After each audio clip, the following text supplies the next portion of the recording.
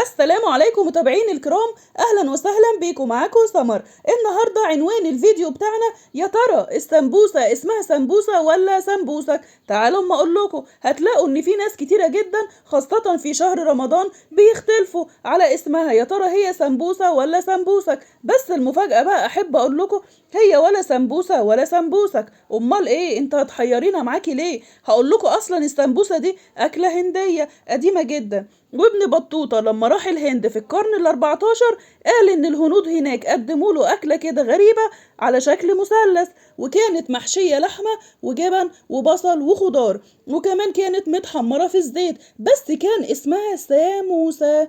تمام؟